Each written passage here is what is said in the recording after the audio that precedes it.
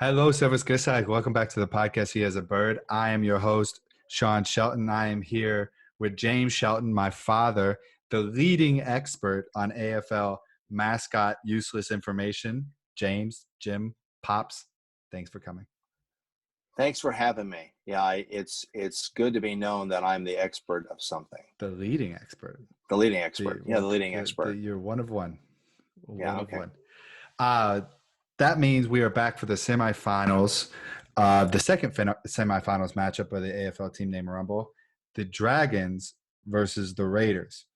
If we recall the quarterfinals, the Dragons had their way with the Blue Devils, in which the Blue Devils was an Alpine military fighting unit, infantry unit, but their automatic weapons and their strategy, much like the Steel Sharks being a fish out of water, they were on flat land. They're an Alpine expert. It was a tough scenario for them. So they didn't stand much of a chance. The Dragons posed to be very, very strong competitors, being four-legged, reptilian, armored, scaled, fire-breathing, your stereotypical dragons. Pretty formidable opponents in this type of contest, Father. Yeah, the Dragons were, the pre-game favorite by far, and they were the final favorites going into it, and they did not disappoint in the quarterfinals. No, they didn't. They didn't. At the beginning of this tournament, they were the favorite. Blue Devils were kind of an anomaly. Mm-hmm. What were they? And I think them becoming the French elite, mountain, elite forces gave them a fighting chance, but at the end of the day, no, it really didn't matter. That's right. And the Raiders got here by beating the Panthers in their quarterfinal matchup. The Raiders used their ability of weaponry and distance to be able to take out a few Panthers before hand-to-hand combat got in, which the Raiders are also skilled in. So it was not a decisive victory, kind of like the Dragons was, but it was a good victory, and they are ready to try to compete in the semifinals, I can imagine. Yeah, I think that the Panthers were a good tune-up match for the Raiders, and I think the Raiders' ability to just be very aggressive, very offensive-minded, That's right. really came into play. That's really what the Raiders do, and I think that offensive-minded ability really came into play when you had men with swords hacking up big cats. Mm-hmm. And a quick recap of what the Raiders were. The Dragons pretty obvious. The Raiders had a musket front-loading style rifle. Yeah, they also had like a one shot. Right. Also had a hand cannon of similar function. Yeah, like they called it a blunderbuss, but it was a flintlock, one shot type pistol too. And then they had cutlasses, and they're very skilled swordsmen. Yes. Yep. Yes. And to catch everybody up, if this is your first time watching AFL Team Name Rumble video, you're probably very, very confused. And so basically we took the team names of all the AFL teams and made a competition out of it. Why I have my father here is because every game that I've had as a Raider, so I think around 90 or so, he has sent me a motivational message based on the team name or the city of which the team we were playing. And in that 5 years of research, he also has compiled a bunch of useless information besides when I need it for the AFL Team Name Rumble. And an example of that, I won't go ahead. No, I was going to say, and I don't think that I think we don't really discuss it, but there's probably some correlation between my motivational messages and the success you've had in Europe. No, there's a direct correlation. There's a direct positive correlation. That's for sure. Here's an example of a message that my father would send me before a game. This is a message for the Dragons. If you don't watch Game of Thrones, this will make no sense. I think this was a collaboration with my oldest brother, Patrick, as well, who you guys have seen on Captain to Captain videos. Yeah, Patrick has jumped in a few times to keep the streak going where I wasn't in a position to do it, or just because he thought he could do better. So in the history of Game of Thrones, entire dynasties and civilizations have risen and fallen on the backs of dragons. Their mysterious and august powers have lifted some families to prominence and reduced others to smoldering ash. Giants have a long and complex history. Or Giants, dragons. It's been a long day, guys. Dragons have a long and complex history that exists far beyond the reaches of what man understands. With recent dragon sightings along the Danube, for the first time this season, these mythical beasts intend to make an indelible mark. Is that a real word? Indelible? Yeah, Mark so. on the Sparka Raiders and the AFL. Throughout their known history, dragons have been proven to be intelligent and aggressive. Some say dragons cannot be tamed, but I beg to differ. Dragons can be tamed by American Raiders with football in their blood. Dragons will take commands from their master riding on their back. I don't like where this one's going. The questions. This is Patrick's. Yeah, this is definitely Patrick's. The question for you, Sean, is: are you ready to make your claim to the throne of the greatest team in Europe? Are you prepared to be the father of dragons? Shawnerius Shelton, first of his name, ruler of the AFL, Lord of Innsbruck, remind those dragons who their daddy is. Now, I don't condone this message, but it is an example of the type of research that my father. That is true, but that was not actually my message. That was Patrick's. That's very true. But these are But it's similar. Yeah, it's similar. Exactly. Yeah. These are every single one has a theme and research done behind it. So my father is very, very, very well equipped to be able to facilitate these hypothetical battles. And saying that, what these battles are 11 on 11 and 120-yard arena, boxed in walls. Against the Dragons, we dome it. They are able to fly if they have enough room, but not super duper high. 30 meters, I believe, with the ceiling. So Dragons play in dome where everybody else plays outside. And then we basically blow the whistle, and they have a hypothetical battle led by research done by both of us. So moving into this semifinal battle, Father, you have done a lot of research in your 2 weeks from the quarterfinals. What I think the heavy favorites in this matchup is the Dragons, but you have done some research. What can you tell us about historical ways to maybe combat dragons? Yeah, I looked at that the Raiders coaching staff had an extra week to prepare for this game, much like the Vikings coaching staff against the Giants. And, they were going to leave no stone unturned to determine ways to help their team be successful.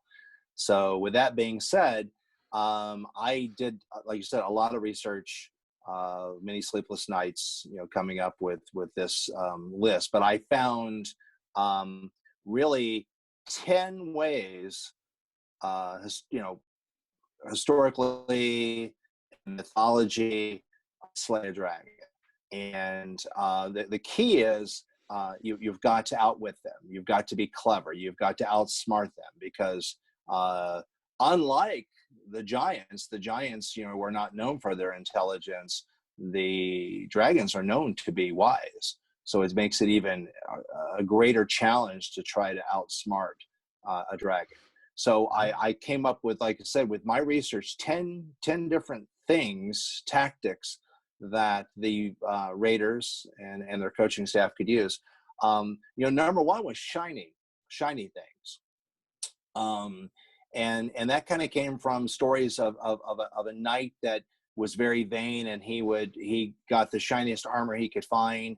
But what ended up happening when he went out to do battle, the sun, the light would shine off that shiny metal, disorient the dragon enough where he had a chance to slay the dragon. So when thinking about the Raiders and thinking about shiny things, I thought, why not send the whole 11 team out there with all their Austrian Bowl medals and throw in CFL medals, throw in all the medals. So, you throw 11 out there. How many medals could they have? A bunch, right? So they got shiny things. That's an easy one. So they got shiny things, the Austrian Bowl, CEFL. I don't know, you guys. I've lost track of how many championships you guys have won. Even though I'm not biased. I'm completely unbiasedly agreeing with your with your suggestion. Okay, so they have medals. The other thing I thought is that, especially with the Swarco Raiders, right? The other thing was you can poison. Once again, you're tricking them. You can poison dragons, and in the Old Testament, Daniel a prophet for the Lord actually made a cake with poison in it and gave it to like a Babylonian dragon, and the dragon ate it and vanquished. So I was thinking that, with Cooking with Heart Mm-hmm. and with Lisa, your wife, Mm-hmm. she could whip up probably some nice poison cakes No, that that before, right before the game was that the Raiders kind of just really very stealth put these poison cakes out, say on the 50-yard line, in between them and the Dragons. no, I think you're right. I think Koch Lisa would be able to do that. And I would say no, but in comparison to the Vikings got soybeans and beer. So I will allow this one. Yeah, They get and I'm not saying that Lisa's cakes are deadly, but I'm no, saying that that they would look so good that I don't think the Dragons could pass them up. Right? They look so delicious. And then of course she puts a little rat poison or something in it in the middle. good save. She could do that. Yeah. So okay, so Check you had that. shout out Koch Lisa at Right, IG right. on And IG. then I looked at an Austrian tale Mm-hmm. of the Lindberm from Klagenfurt. Okay. And in that particular case, they once again, clever, they enticed the dragon by putting a bull outside of its lair, covered in barbed wire and hooks and things. And when the dragon came out, it got all tied up, to eat the bull, got tied up.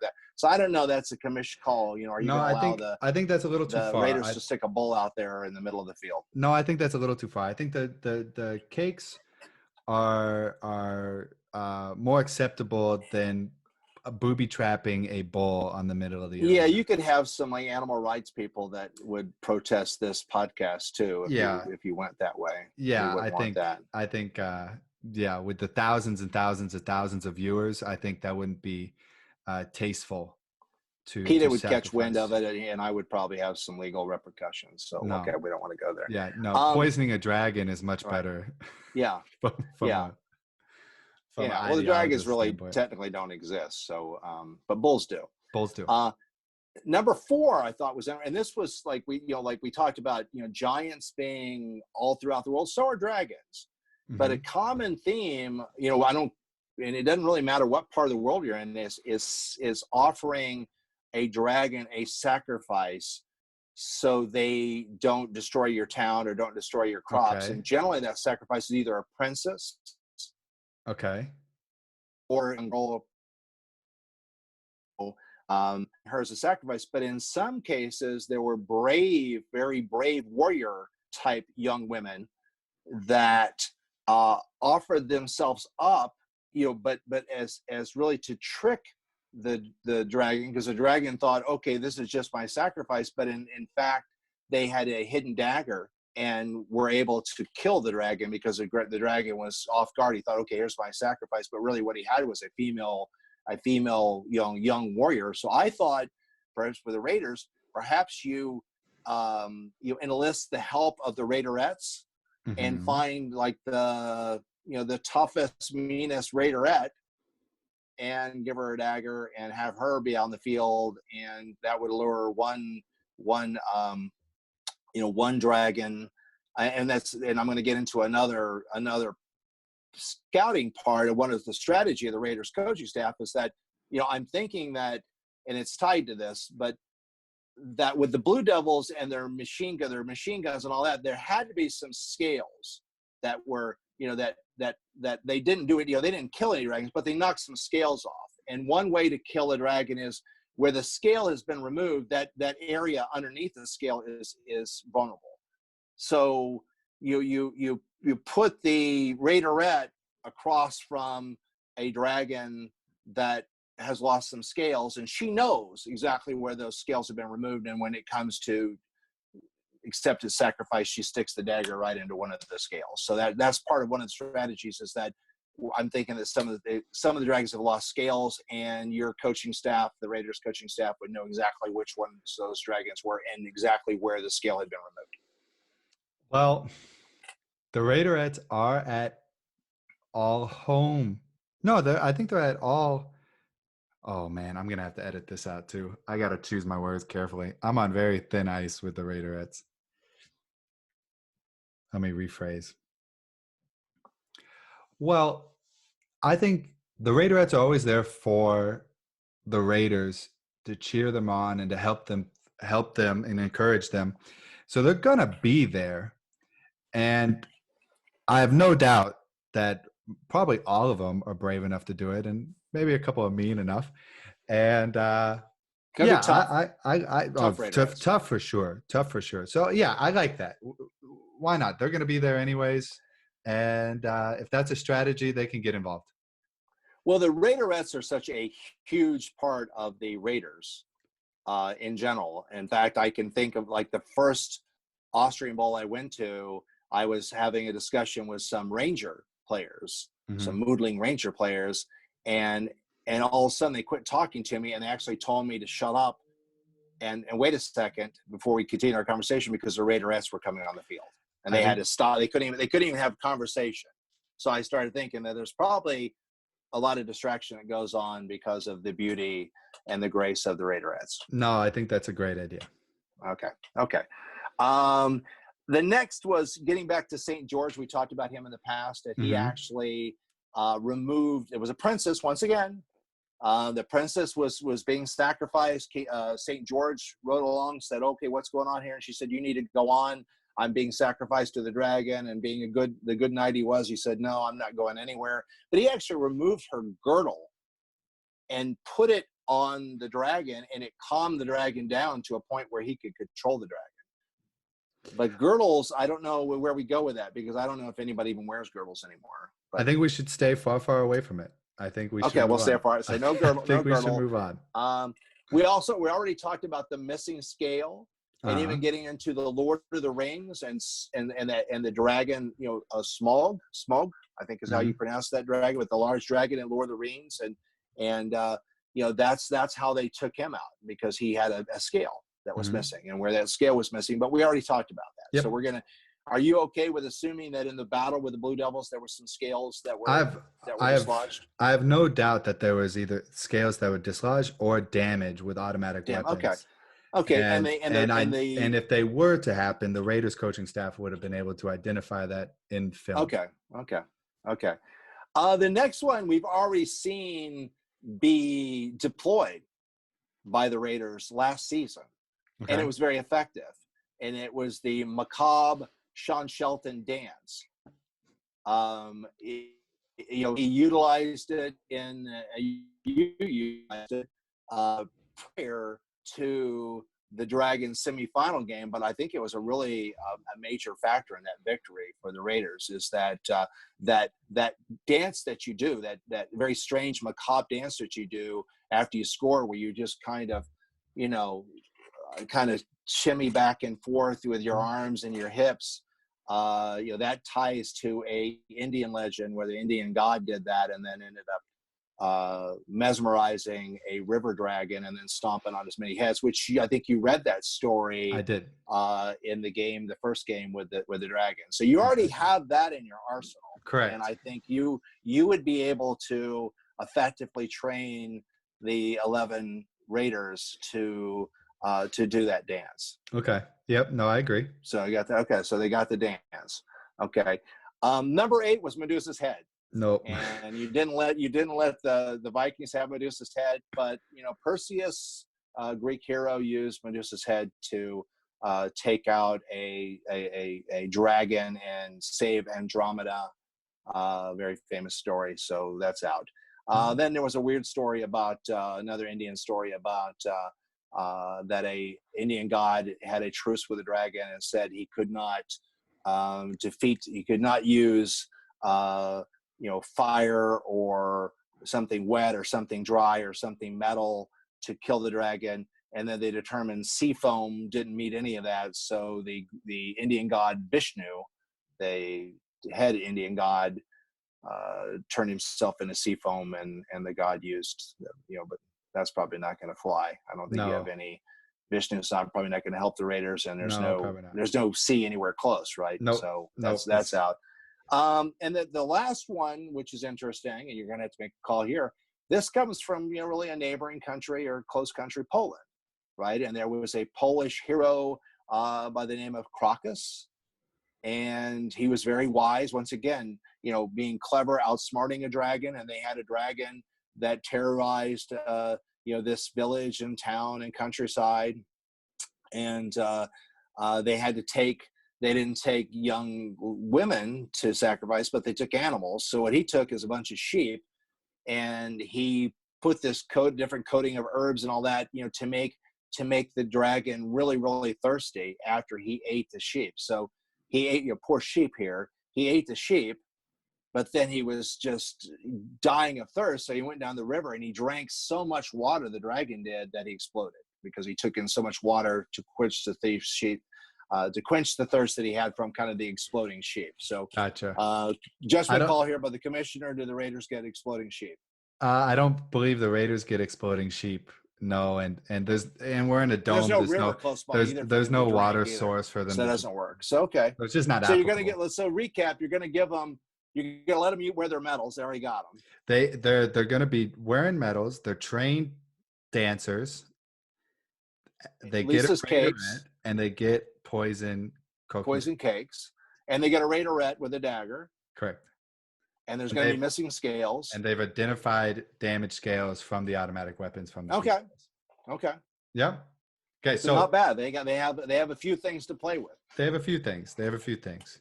So battle time, game day. You have 11 Raiders, 11 dragons.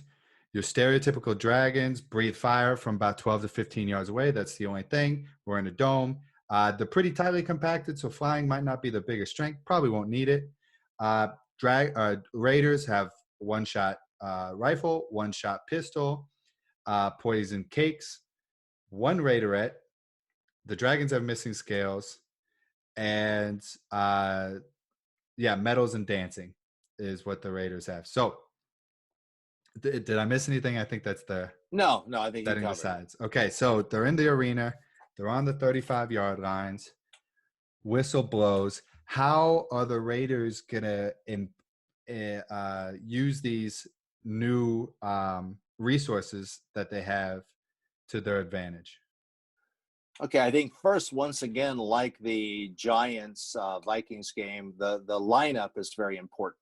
Mm-hmm. So I think the Coach Kevin and Coach Kyle and the Raiders coaches, kind of have their team lag behind their 11 and let the Dragons line up first. And then they know exactly which ones are in the scales and how many scales. So I think they line up first, and then once they do that, you really got 10 Raiders and one Raiderette as your 11, right, in this particular scenario. So I think that you're going to line the Raiderette, the tough little Raiderette, up across from the dragon that has the most missing scales. And she knows exactly where those scales are missing, and she's got a dagger behind her back. Mm-hmm. At the same time, I think that the Raiders need to kind of create a diversion.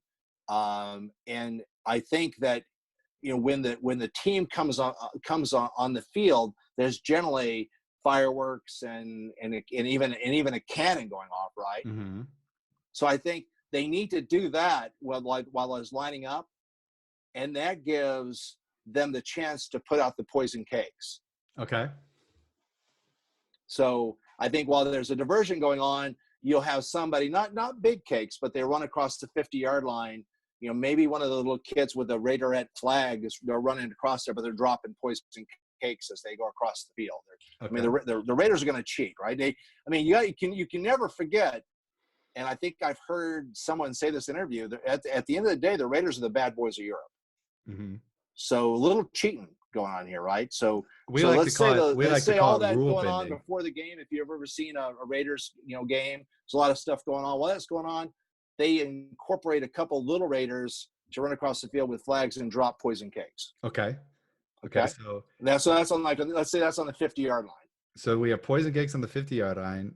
a Raiderette across from an identified weakness dragon, missing scale dragon, and how are they gonna use the gold medals? So they're all wearing medals, and they're taught how to dance. Okay, so everything's in place. Okay, but I think the other thing is that the other dragons that are missing scales, you have the raiders that are the best shots with their muskets Yep. are lined up across them. Okay. And I think that the medals are down inside their jerseys. Oh, gotcha. Okay. Or down inside their shirts. They're not out. They're going to pop those out. Okay. So I think it's the whole start of it is a lot of strategy. Seems so. So everything you got the poison cakes. You got the Raiderette lined up. You got you've got the best shots lined up against the dragons, and the medals, the shiny medals, are going to be a surprise. They don't see those prior to kickoff. And they all been trained at the dance. Okay. And they all been trained to do the macabre Shang dance.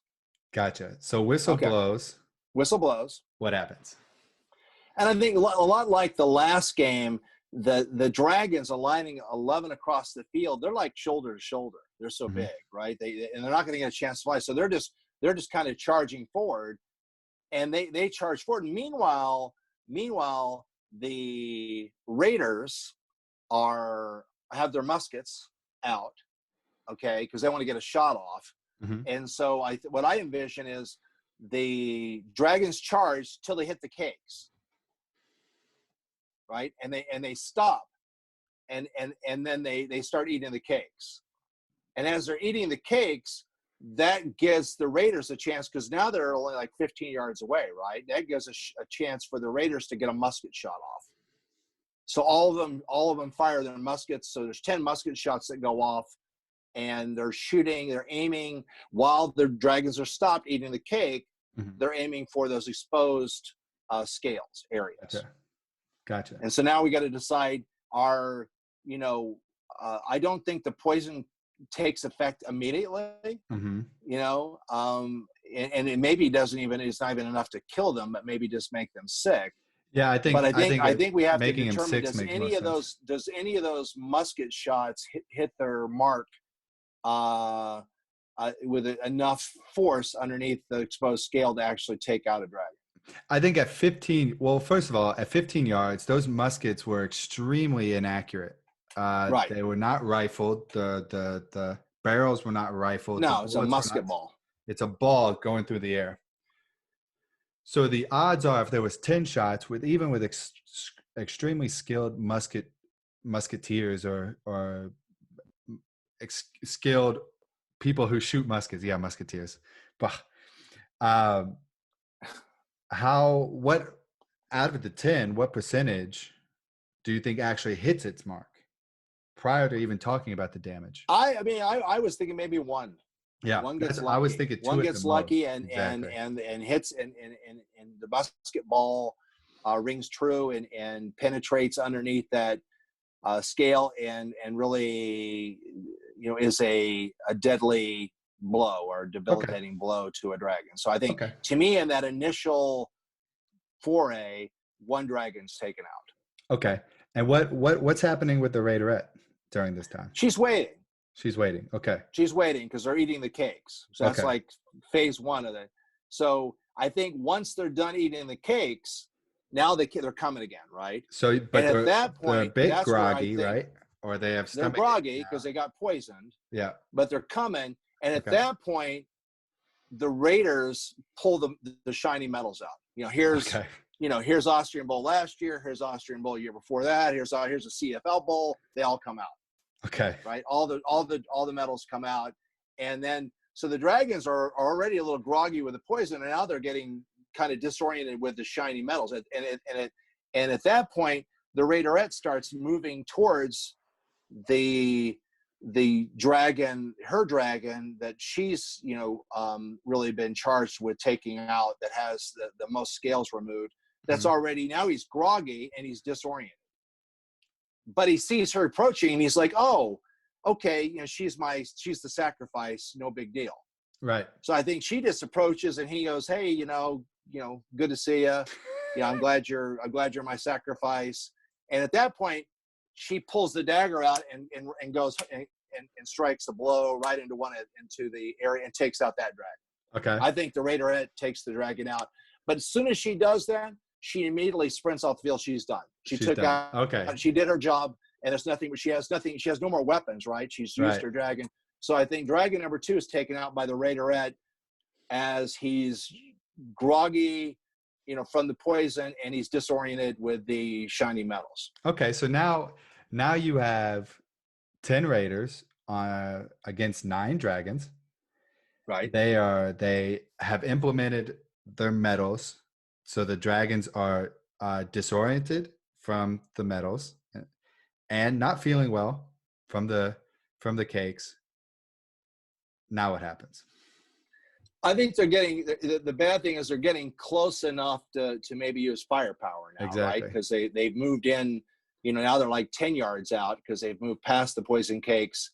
They're getting over being disorientated, with the metals, and I think that's where the Raiders coaching staff sends in the signal to start the dance. Okay. And that's probably led by, I think, number 12 has got to be on the field. Okay. And he's leading the dance. So, they've just kind of got over the disorientation of the shiny metals, but now they're seeing the macabre Sean Shelton dance, and they're disoriented again. Okay. So before they could launch the firepower. Exactly. All the strategy is working thus far. You had the poison cakes were a success. The Raiderette was a success. The gold medals were a success. And now the one musket ball was a success. The one musket ball was a success. And now the dance is also being successful. But they're like mesmerized. They're like mesmerized because they've never seen a dance so bizarre as this dance that your end zone dance. Yeah, probably. Mesmerized. Probably accurate. But at a certain point, the Raiders are going to start having to put in lethal blows at a higher rate. So it seems like the Raiders are out of their bag of tricks. Well, not quite yet, because if you remember what came after the mesmerizing macabre dance, they jumped on that the Indian God, and in last year's AFL championship, number 12 basically started dancing on the dragons' heads, right? Okay. And so I think I give number 12, I give him that he takes out another dragon. I don't know that just, because he's had years and years of practice to perfect that dance. And the other Raiders have been training for 2 weeks on the dance. But I think number 12 dances on top of a dragon's head, and he takes another dragon out. So dragon number 3 is taken out. The other Raiders, are dancing the dance, and it's having the impact of just, what the hell's going on, and the dragons are disoriented, but they're not expert enough to jump up on dance on top of a dragon's head. I think probably some cocky Raiders attempted and get taken out probably. Okay. I mean, and I'm not going to name any names here, but I think there's probably some Raiders that would go, okay, if Sean can do that, I can do that. And they would jump up. And I think this is where you lose your first Raiders. Yeah. Because they attempt to follow the lead of number 12. And I'd say 2 Raiders jump up and they're not, the dragons are not totally hypnotized, and they just consume the Raiders. So I think 2 Raiders go down. I would venture to say if number 12 could do it, they can probably do it as well, but maybe not just as much time put into it. I don't know that they haven't the practice in years and years and years of perfecting that. Okay. Dance. Okay. So now we're looking at 8 on 8 then. So 1 Raider left, 2 Raiders are down. Right. We're 8 on 8. The Dragons 8 on 8. Well, but we're about 10 yards away. Yeah. And what else can the Raiders do in their bag of tricks to be able to compete with these giant fire-breathing, fearful animals. Well, I think at this point they pull out their blunderbuss, their pistols, Mm-hmm. and they get another shot off, right? Mm-hmm. And those, once again, like the muskets, they get one shot. Exactly. So I think you get eight more musket balls coming from the blunderbuss pistols, Mm-hmm. and I'm going to say another dragon gets taken out. Okay, yeah, that's fair. Because a lot of the dragons are missing the scales. Exactly. So I think now you're down. They take another dragon out with their foray of the musket balls from their pistols, and now you're down to 7 dragons and 8 raiders, and now the raiders pull out their cutlasses, right? Mm-hmm. And now the dragons are still closing, so now they've moved past 10 yards away. Mm-hmm. And I think at this point the raiders, being offensive minded like they are going to charge, because that's just what they do. So they're going to pull their cutlasses out, they're going to start screaming, and they're going to charge the dragons. And then now they're getting within 5 yards of each other, and I think that's where the dragons have shaken off the poison, have not disoriented by the metals anymore. The macabre dances wore off, and I think they unleash the firepower and the fire breath. Yeah. And I think at that point, the 8 raiders are burned to a crisp, and the game's over. Yeah. I don't think they get a chance to even use their cutlasses. And even if they did get close to use their cutlass, a cutlass against a dragon is not really gonna do it. So I think at the end of the day, I think the raiders put up a valiant effort, and the raiderette, and they took out 3 dragons, which is pretty amazing. Yep. And they did some damage. These dragons took out 4 dragons. Took out 4 dragons. 4 dragons. 4 dragons were taken out. There's only 7 dragons left. I think the dragons know they were in a fight. Mm-hmm. I think they're going to be limping their wounds all the way back to the Danube. Mm-hmm. And they know they were in a fight, and they're sick, and have never been in a battle like this before. But at the end of the day, I think when they got close enough and they had their minds right to at least that fire breath, and the raiders were down to just cutlasses, I think it was over at that point. Yeah, I would have to agree with you. I think that is a very, very accurate interpretation of how this event would take place. At just a certain point, the tricks ran out, and the dragons were just superior in combat, and it's not all that different to the Giants Vikings. You have humans taking on mythological creatures, and at a certain point, you run out of strategy. Even bad boy humans that cheat are going to run out of exactly tricks, right? They had a pretty extensive bag of tricks going into this. I mean, one thing they could have done is they could have thrown raiderettes out there. Maybe they were, but the one did her job.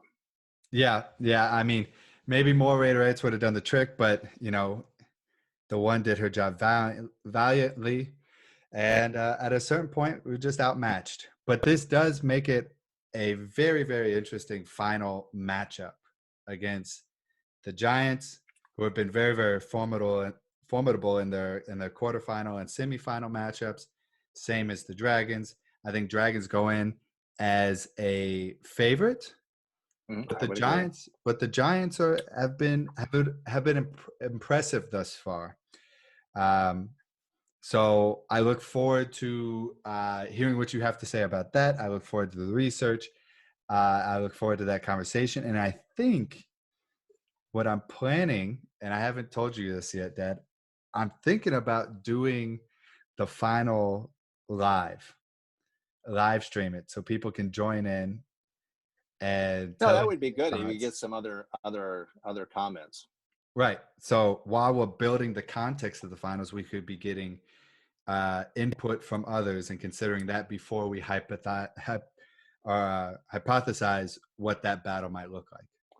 Yeah, because I mean, this is for all the marbles, and I mean, and I know that, and it's for a very, very, there's a lot at stake here, and award. There's a lot of pride on the line, between these two great organizations. So I think that there's probably a lot of Giants and Dragon players that are, just on the edge of their seats to try to determine how this is going to go. I mean, you've even had some comments from maybe not Absolutely. Giants, but some No. Vikings that were trying to persuade you how the Vikings could take out the Giants. So Absolutely. We've a lot had on a the lot line of here. I mean, interest. this is Shout out very, Arnold. very important.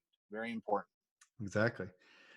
So maybe doing it as live is the best. I'll make more announcements about that later in the week. We'll plan it out. I don't know if it would be Instagram Live or Facebook Live or YouTube Live or whatever the case may be. But I think that would be funny, and I look forward to it. I look forward to it a lot. Father, thank you very much for your expertise as always. It was enjoyable, Sean. I think that was a really good one. So ridiculous. Okay. Pops, thanks again. I look forward to the finals, and have a good day. You too, Sean. It was fun. Appreciate it. Thanks. Okay. Okay. Bye-bye.